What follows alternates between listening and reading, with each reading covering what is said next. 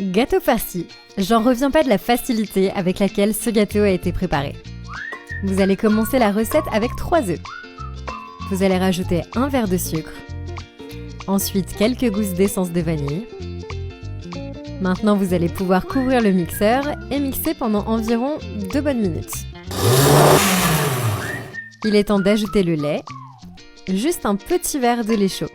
Il faut ajouter du lait chaud pour que la recette fonctionne. Maintenant, vous rajoutez 100 ml d'huile. Vous couvrez et vous allez mélanger à nouveau. Voilà, et maintenant, dès que vous avez terminé cette étape, vous allez ajouter 1,5 tasses de farine de blé.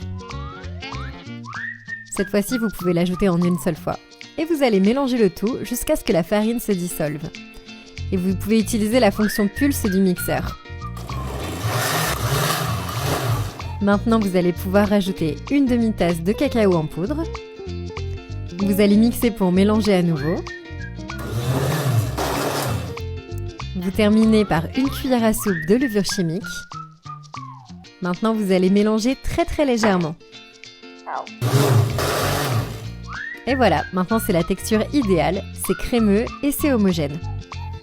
Vous allez pouvoir verser la pâte à gâteau dans un moule beurré et fariné. Ça a déjà l'air vraiment délicieux. Vous allez pouvoir faire cuire au four à 320 degrés pendant 30 minutes. Maintenant, pendant que le gâteau est au four, vous pouvez continuer la recette.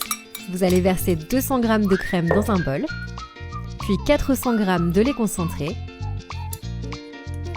Maintenant, vous allez ajouter également 150 ml de jus de citron et vous allez remuer à l'aide d'un fouet jusqu'à ce que le mélange soit bien lisse et bien homogène.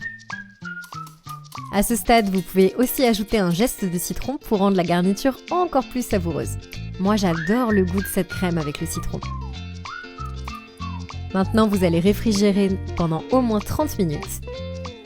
Après avoir sorti le gâteau du four, vous pouvez le laisser refroidir.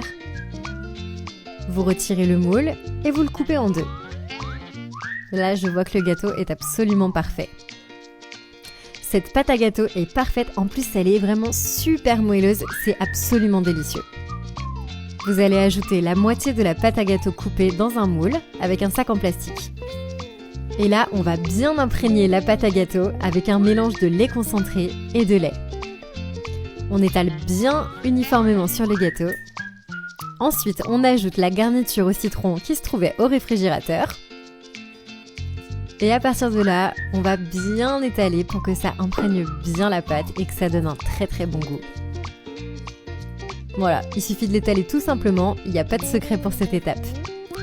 Vous terminez en ajoutant la deuxième partie du gâteau. On imbibe bien à nouveau. Et là, le gâteau va absorber le sirop et va devenir encore plus incroyable. Vous couvrez le moule à gâteau avec le sac en plastique.